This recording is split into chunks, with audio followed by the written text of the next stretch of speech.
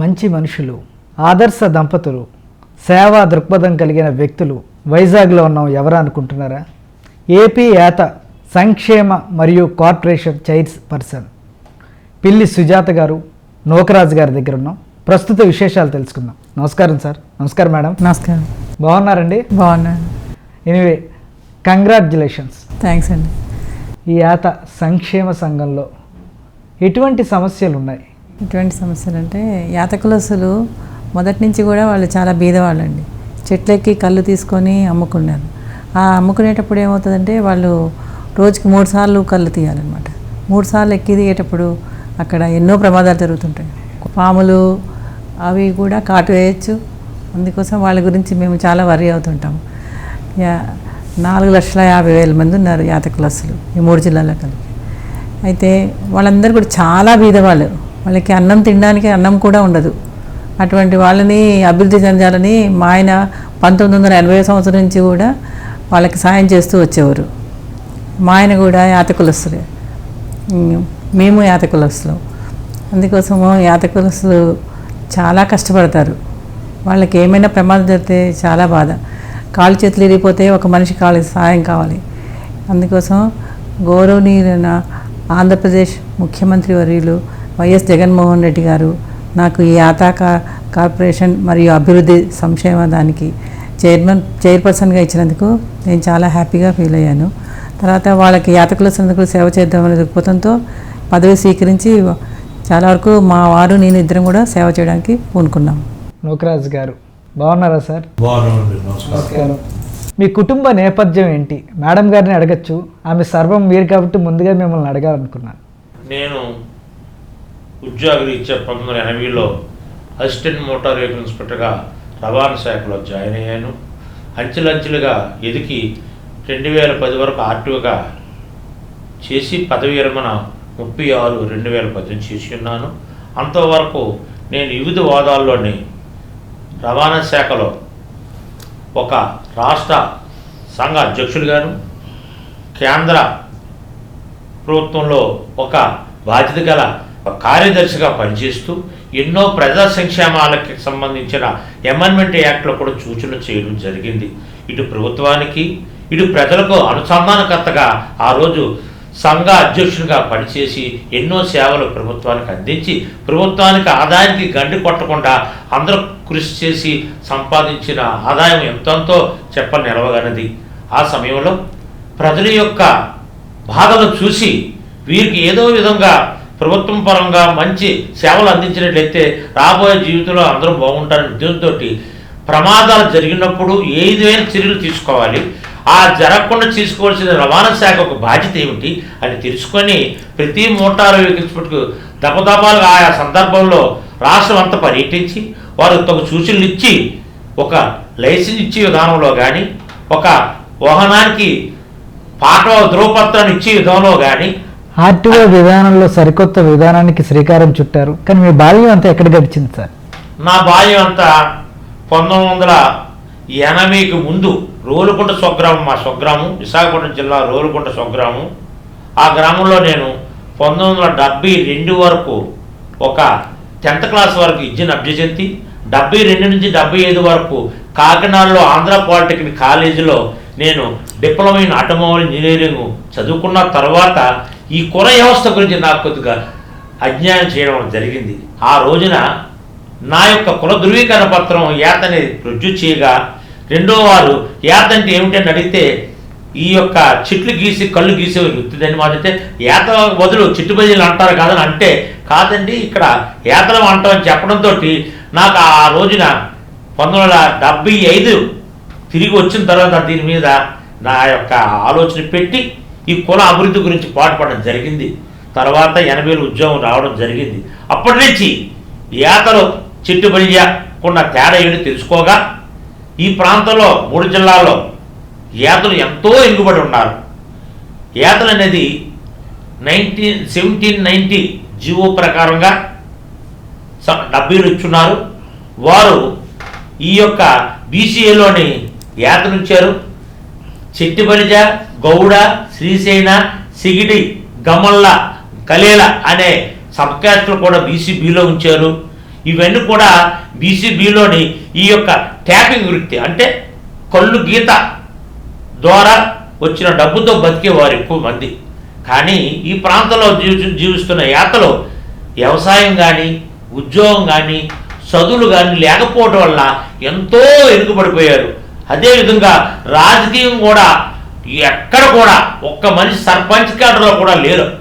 అందు గురించి ఈ కొద్ది లాస్ట్ ఒక 2-3 సంవత్సరాల నుంచి నా యొక్క ప్రయత్నం ఫలితంగా ప్రభుత్వాలు రిజర్వేషన్ సక్రమంగా అమలు జరపడము, దరిమిల కొంతమంది సర్పంచులుగా ఎన్నికయ్యారు.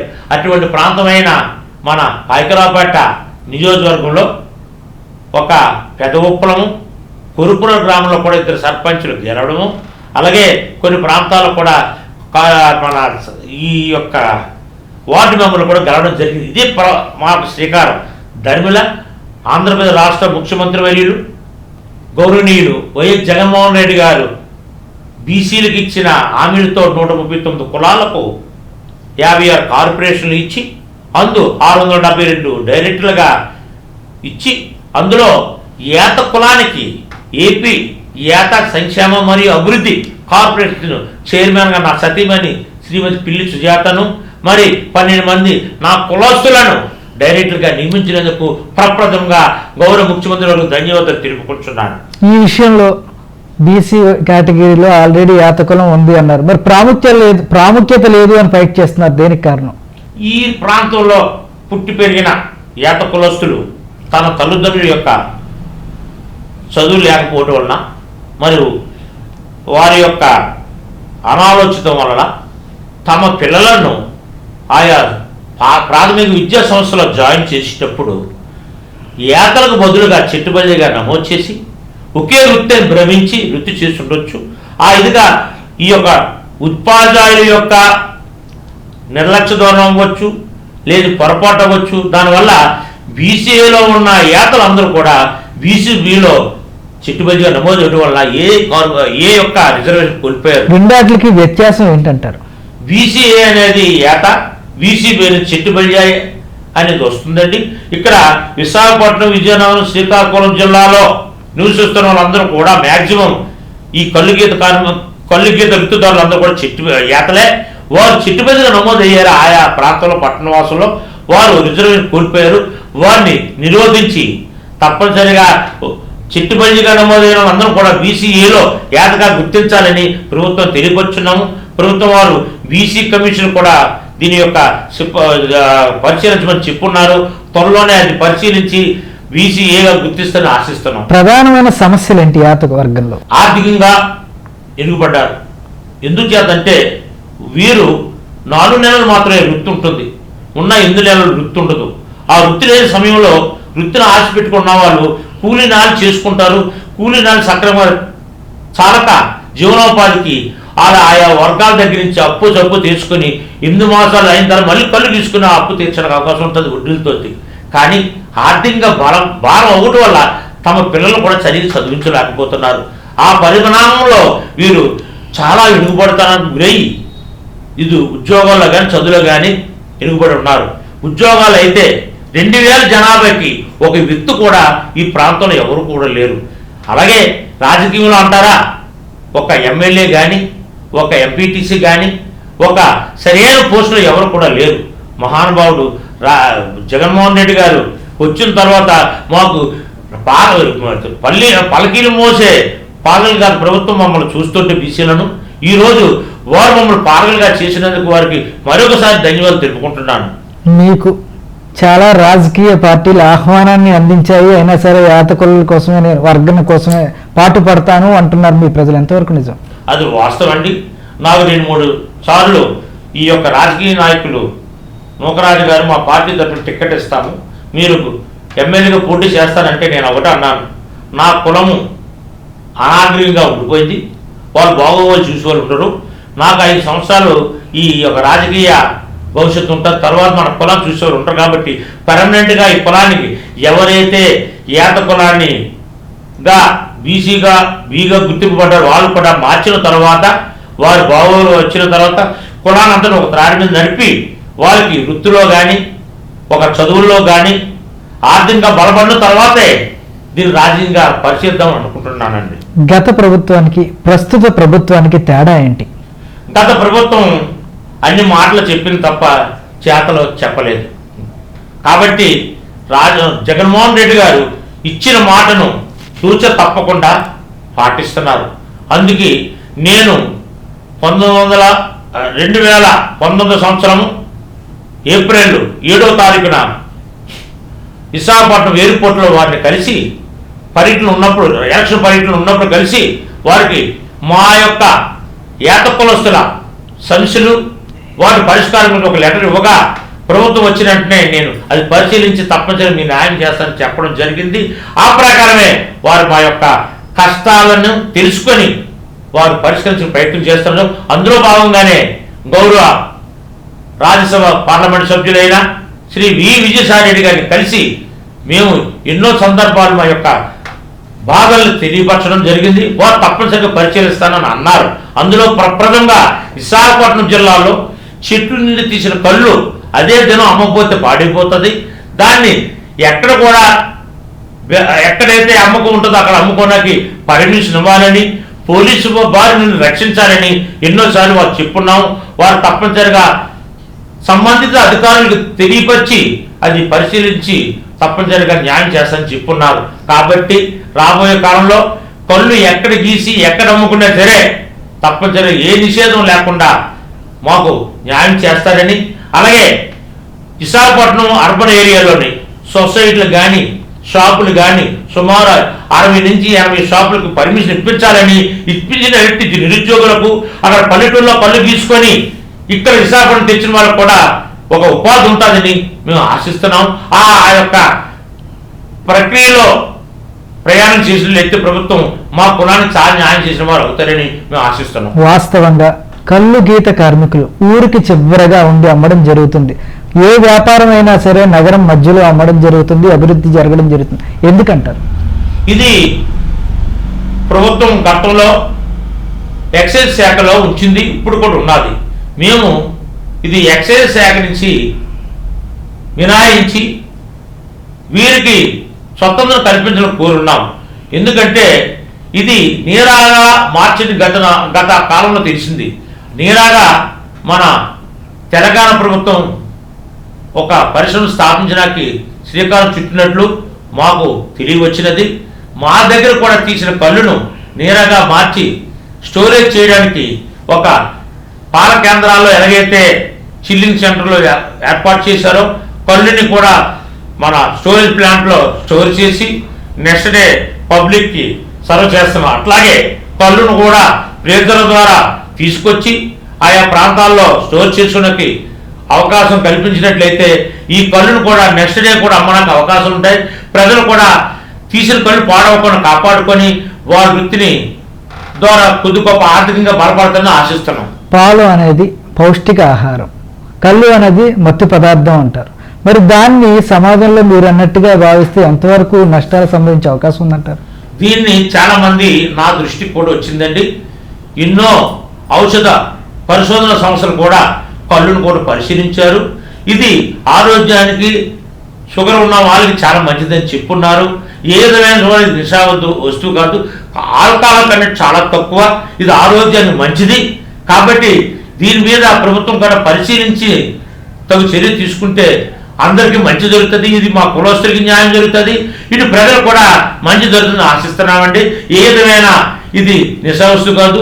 ఊరు అవతల కూడా అమ్మవలసిన నెసిటీ లేదు, ఊరి మధ్యన అమ్మొచ్చు. కల్తీ లేకుండా ఇక్కడ మా 3 జిల్లాలో ఎక్కడైనా కల్తీ జరిగినట్లు మా దృష్టికి వచ్చినట్లయితే వారు లైసెన్స్ రద్దు చేసి వారు కూడా ఈ వృత్తి చేయకుండా మేము అబ్జర్వ్ చేస్తామని కూడా మా సంఘపరంగా చెప్పి ఉన్నాం.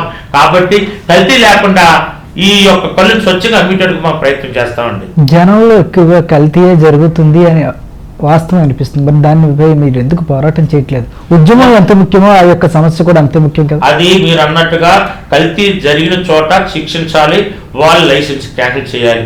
కల్తీ లేకుండా మా సంఘాలు కూడా నేను ఆల్రెడీ అందరికి కూడా చెప్పడం జరిగింది. కల్తీ ఎక్కడ జరిగినా సరే మా దృష్టికి వచ్చినాయంటే తక్షణమే ఆ సొసైటీని రద్దు చేస్తాం. డిపార్ట్మెంట్ తీసుకున్న చర్యల ముందు మా యొక్క సంఘమే వారి మీద చర్య తీసుకొని నిరోధిస్తాం. చాలా పరిశోధన ద్వారా అది ఒక మత్తు పదార్థం అని చెప్పడం కూడా జరిగింది. మరి దాన్ని మీరు ఎలా ఎంకరేజ్ చేస్తున్నారు? మత్తు పదార్థం అనేది ఇంకా ఒక సర్వే జరుగుతుందండి. మొన్న జరిగిన 4-3 సర్వేలో ఇది ఆరోగ్యానికి చాలా మంచిది. దీన్ని కొద్దిగా నేరుగా మార్చాలంటే దానికి ఒక సున్నం అనేది కుండలోనే పెట్టి చెట్టు కడతారండి. దానివల్ల దానిలో ఉన్న సిట్రిక్ అంటే పులుపు పదార్థం ఇరిగిపోయి స్వీట్గా ఉంటుందండి. ఆ ప్రయోగాలు చేసి ప్రజలకు స్వచ్ఛమైన కళ్ళు అందించి ఎక్కడ కూడా అవినీతికి ఈ యొక్క కల్తీకి అవకాశం లేకుండా మేము ప్రయత్నం చేస్తామండి. గతంలో 560 జీవో ద్వారా ప్రభుత్వం చెట్లను పెంచి పోషించుకుని అభివృద్ధి చేసుకునే అవకాశం కల్పించింది.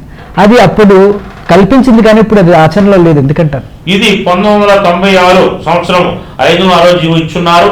ఆ రోజు నుంచి ఈ రోజు వరకు సుమారు 27 సంవత్సరాలు, సుమారు 26 సంవత్సరాలు అది అమలు జరగలేదు, అమలు చేయలేదు. తప్పనిసరిగా ఈ ప్రభుత్వం జగన్మోహన్ రెడ్డి గారు తప్పనిసరిగా ఈ జీవోను అమలు చేసి తను అనుకున్న మాట నిలబెడతాను ఆశిస్తున్నాం. తప్పనిసరిగా అమలు చేస్తారు.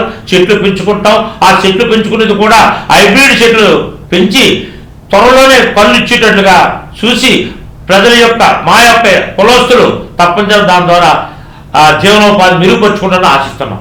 ఉద్యమంలో సుజాత గారి సపోర్ట్ మీకు ఎలా ఉంటుంది? సుజాత గారు అన్ని వేళలా నేను చేసే పనికి చేయూత ఇస్తూ ప్రజల సంక్షేమమే తన సంక్షేమంగా గుర్తించి మానవ సేవ మాధవ సేవ అనే ప్రక్రియలో మేము ప్రయాణం చేస్తున్నాం. వారు అన్ని వేళలా పొద్దుట సాయంకాలం నాకు చేదోడుగా వాదోడుగా ఉంటూ అన్ని వాటిలో కూడా వారు 50% స్త్రీలకు వారి బాధ్యత ఇంకా ఎక్కువ చేస్తారు కానీ తక్కువ చేయలేదు. ఇటు ఎడ్యుకేటెడ్గా ఉంటుండు నాకు అన్ని విధాలుగా పిల్లల పక్షాన కానీ కుటుంబ పక్షాన కానీ సంసార పక్షాన కానీ ఇక ఈ యొక్క సొసైటీ అంటే ఈ కులస్తులకి అన్ని సేవలు చేయాలని కూడా వారు కూడా ముందుకు వచ్చినందుకు వారికి నేను అన్ని విధాలుగా దీవిస్తున్నాను. చైర్పర్సన్ మేడం అయినప్పటికీ ఎక్కువ విధుల నిర్వహణలో మీరే కనిపిస్తున్నారు అని జనం అంటున్నారు. ఎంతవరకు వాస్తవం? ఎక్కువ ఏదైనా అవసరమైనప్పుడు మేడం గారిని కూడా నా ఎంట తీసుకెళ్ళి వాళ్ళ చిదుగుని తెలుసుకొని ఇమ్మీడియట్గా దీన్ని సాల్వ్ చేయాలని వారు నాకంటే ముందే పట్టుబడతారు. ఎందుచేతంటే చూసిన తర్వాత చెట్టు మీద పడిపోయి నడువు విరిగిపోయింది, చాలా బాధపడ్డారు. ఎక్కడంటే మన ఏడాది ఏరియాలోని. అలాగే ఈ మధ్యకాలంలో 12 మంది దెబ్బలు తగిలితే అందులో 5 చనిపోయారు. విజయనగరం జిల్లాలో 3, అలాగే విశాఖపట్నంతో 4 దెబ్బలు తగిలాయి. అలాగా పాయకరాపేటలో కూడా ఇప్పుడు కూడా నడవలే స్థితిలో ఉన్నారు. వీరందరి దాని మీద రిపోర్ట్ తయారు చేశాను. ప్రభుత్వానికి గవర్నమెంట్ గారు స్పెషల్ జీవో ఇవ్వాలా. ఈ రోజు వరకు ప్రభుత్వం దీని మీద గత ప్రభుత్వాలు పట్టించుకోలేదు. జగన్మోహన్ రెడ్డి గారు ఎల్జీ పాలిమర్స్లో చనిపోయిన వారి కుటుంబానికి ₹1 కోటి నష్టపరిహారం చెల్లించారు. వారి కుటుంబానికి ఒక ఉద్యోగం ఇచ్చున్నారు. అలాగే ఈ కళ్ళు వృత్తిదారులు ఎవరైతే చెట్టు మీద పడిపోయారో చనిపోయిన వారి కుటుంబానికి ₹10 లక్షలు, అలాగే పూర్తిగా అంగవైకల్యం పొందిన వారికి ₹15 లక్షలు, పాక్షికంగా ప్రమాదం గురైన వారికి 5 లక్షలు ఇస్తున్నట్లయితే ఆ కుటుంబం పోషించడానికి అవకాశం ఉంటుంది.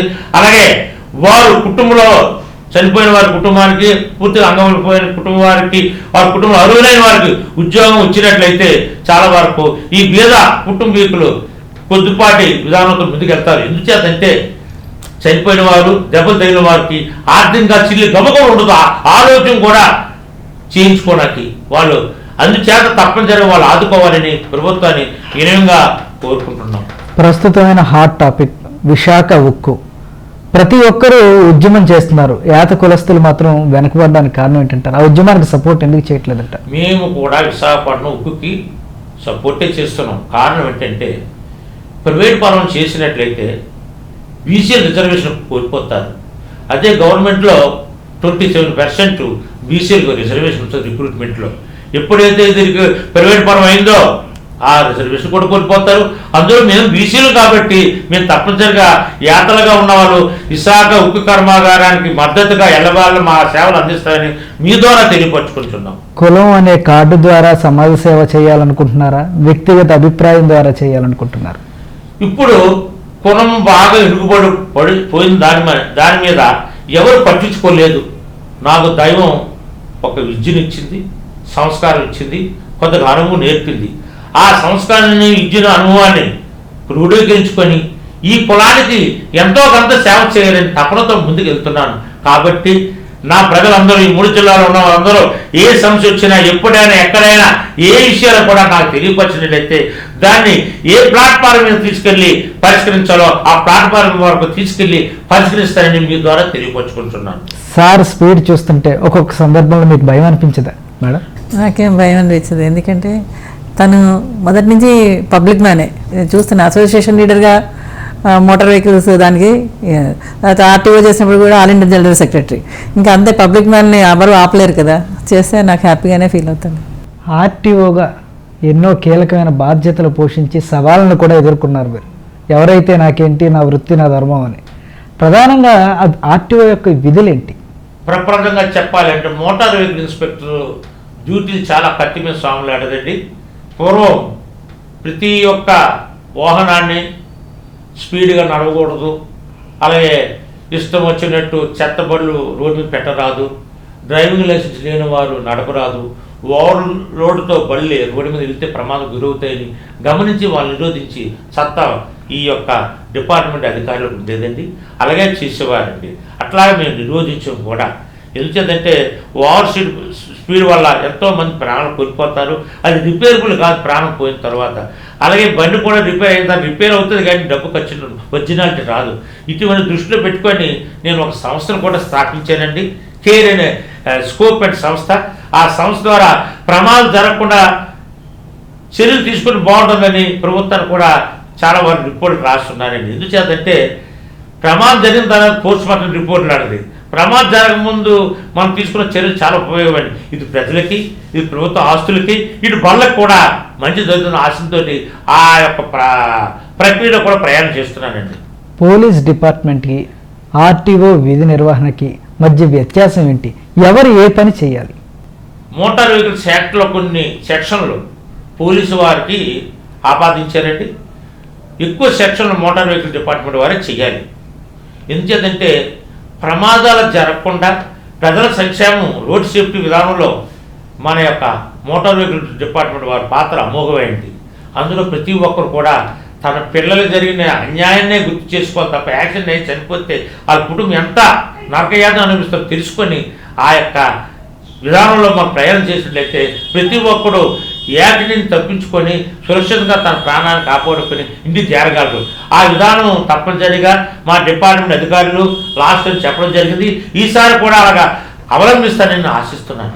పోలీస్ డిపార్ట్మెంటు మీరు ఒకే రకమైన కేసులు నమోదు చేయడం జరుగుతుంది అంటే ఎవరు విధి నిర్వహణలో బాధ్యతకు వర్తిస్తుంది అంటే అసలు? ఇప్పుడు పోలీస్ డిపార్ట్మెంట్ వారు ట్రాఫిక్ రూల్స్ వైలేషన్ చేసిన విధానంలోనే వారు ఈ యొక్క కేసులు నమోదు చేయాలి ఎక్కువగా.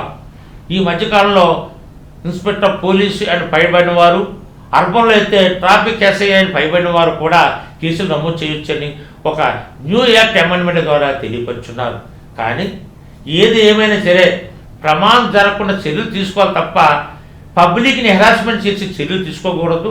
అటువంటి వాటిలో వాళ్ళకి లైసెన్స్ లేకుండా డ్రైవ్ చేయడం హెచ్చరిక ద్వారా, సరైన సాధనాల ద్వారా మనం ప్రాపగండా చేయాలి, వాళ్ళు నిరోధించాలి, సక్రమైన డ్రైవింగ్ నేర్చుకొని సురక్షితంగా ఇంటికి చేరేటట్టు చూడాలి తప్ప అనాగరికంగా అలక్ష్యంతో ఓవర్ స్పీడ్తో నడపకుండా మనం నిరోధించినట్లయితే తప్పనిసరి సత్ఫలితాలు ఇస్తాయని ఆశిస్తున్నానండి.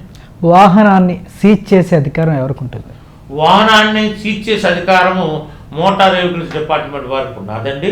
ఎందుకంటే ట్యాక్స్ కట్టకపోయినా, వాళ్ళకి ఫిట్నెస్ లేకపోయినా, లైసెన్స్ లేకపోయినా పోలీస్ డిపార్ట్మెంట్కి వర్తిస్తుందా? పోలీస్ డిపార్ట్మెంట్ వారు కూడా సురక్షితంగా ఉండాలంటే లైసెన్స్ ఉన్న వాళ్ళు నడపాలా, సురక్షితంగా బండి ఉన్నప్పుడే రోడ్డు మీద మంచిగా నడవగలదు. కాబట్టి అటువంటి కేసుల్లో ఓవర్లోడ్ బళ్ళు వెళ్తే ఈ మధ్యకాలంలో పోలీసు సర్కిల్ ఇన్స్పెక్టర్ పైబడే వారు కూడా కేసులు నమోదు చేస్తున్నారు. దానివల్ల ఇటువంటి వాటిలో కొన్ని సెక్షన్లు తప్ప అన్ని సెక్షన్లో వాడు కేసు నమోదు చేయరండి. హైకోర్టు ఈ మధ్యన సీజ్ చేసే అధికారం ఎవరికీ లేదు, ఎవరిచ్చారు అని చెప్పి కొట్టేయడం జరిగింది. దాని విషయంలో మీరు ఏం మాట్లాడతారు? కొట్టేయడం జరగలేదండి. హైకోర్టు కొన్ని సెక్షన్లో మినహాయింపు ఉన్నదండి. ఆ మోటార్ వెహికల్ ఇన్స్పెక్టర్కి not less than the assistant motor vehicle కింద భాగం కాకుండా పై భాగం వారు up to joint transport commissioner, additional transport commissioner వరకు కూడా పవర్ ఉన్నదండి, చీజ్ చేసే అధికారం ఉన్నది. అది డిటైన్ చేసి దానికి వాళ్ళు ఏ సెక్షన్ ఏ ట్యాక్స్ కట్టకపోయినా, అంటే మీరు 2 విధానాలు. కరోనా నేపథ్యంలో ఈ యొక్క కొంతకాలం వరకు ఊరట ఇచ్చింది, ఎవరు ప్రభుత్వం ఇచ్చింది. ఈ యొక్క గవర్నమెంట్ ఆఫ్ ఇండియా ఇచ్చిన సరుకులను ఆధారంగా పెట్టుకొని 31/3/2020 వరకు ఇచ్చింది. దాన్ని ఎక్స్టెన్షన్ 31/3/2021 వరకు కూడా ఇచ్చున్నది. ఎందుచేతంటే కరోనాలో చాలామంది ఆర్థికంగా బలహీనులు అయ్యారు. వాళ్ళ డబ్బు కట్టకపోయిన పర్లేదు, కొన్నాళ్ళ వరకు విసులుబాటు ఇవ్వండి, తర్వాత కడతారు. వాళ్ళకి అప్పటి వరకు ఏ విధమైన పెనాల్టీ లేకుండా చేయాలని చెప్పడం జరిగింది. అటువంటి కేసుల్లో రాస్తే వాళ్ళు రాయొద్దని, సీజ్ చేయొద్దని ప్రభుత్వం కోర్టు ఆదేశించింది తప్ప వేరే ఉద్దేశంతో కాదండి. ప్రస్తుతం యాత కులవర్గంలో నిరక్షరాస్యత ఎందుకు ఎక్కువగా ఉంటుంది? ఇక్కడ వారు తల్లిదండ్రులు కానీ వారి పూర్వీకులు కానీ ఈ ప్రాంతంలో ఆస్తులు పాస్తులు లేవండి, వ్యవసాయం లేదు, ఇటు చూస్తే డబ్బు లేదు. కూలీ నాలు చేసుకొని వచ్చిన డబ్బుతోటి ఆ బియ్యం అయి తెచ్చుకొని వండుకొని తినడానికి సరిపోతుంది, కానీ తన పిల్లలు చదివినందుకు అవకాశం లేదు. కానీ ప్రభుత్వం ప్రవేశపెట్టిన అమ్మఒడి, మరి ఇంకా కొద్ది సోషల్ లైఫ్ హాస్టల్స్, వాటి ద్వారా ప్రతి ఒక్కరిని కూడా రాబోయే 5 to 10 yearsలో ప్రతి ఇంట్లో 10th క్లాస్ చదివాడు ఉండాలని చెప్పి నేను అందరికీ రిక్వెస్ట్ చేసిన ఆ యొక్క పందాలో ఇప్పుడు జరగబోతుందండి. యాత కులవర్గంలో ఎక్కువగా ఉద్యోగ అవకాశాలు రావడం లేదు ఎక్కువ మందికి, ఎందుకంటారు? వీరు చదివిన దానికి ఇంజనీరింగ్ చేసుకుంటున్నారు, గ్రాడ్యుయేట్ చేస్తున్నారు. వీళ్ళకి సరైన తర్ఫీదు లేదండి. కాంపిటేటివ్ ఎగ్జామ్షన్లో సరైన తర్ఫీదు పొందినట్లయితే తప్పనిసరిగా కాంపిటీషన్లు ఎదుర్కొని ముందుకు వెళ్ళగలరు. రెండోది, ఈ యాత్రగా ఉన్నవారు చెట్టుబదిగా నమోదవడం వల్ల జరిగిన అలసత్వం వల్ల కూడా బీసీఏ గ్రూపు కోల్పోయారు, బీసీబీలో ఉన్నారు. ఈ విధంగా వాళ్ళకి ఉద్యోగాల్లో కూడా అలసట ఏర్పడుతుంది. రాబోయే కాలంలో గవర్నమెంట్ని కోరున్నాం, ఒక 1000 కానీ 2000 గజాలు కానీ ప్రభుత్వం ఖాళీ స్థలం మాకు ఇచ్చినట్లయితే అందులో ఒక ప్రాంగణం కట్టి ఈ తర్ఫీదు ఇచ్చి మా వాళ్ళకి నిరుద్యోగులుగా ఉన్న నిరుద్యోగులు అందరికి కూడా సరైన తర్ఫీదు ఇచ్చి కాంపిటీషన్ ఎగ్జామ్లో ఎప్పిర్ అయ్యి వాళ్ళు కూడా గవర్నమెంట్ ఉద్యోగం తయారైన కోరికతోటి ప్రభుత్వాన్ని అర్థించేవండి. అది పరిశీలన ఉన్నది. తప్పనిసరిగా మాకు ఈ యొక్క కుల భవన నిర్మాణానికి ఒక 2000 గజాలు తక్కువ లేకుండా ఇస్తారని ఆశిస్తున్నామండి.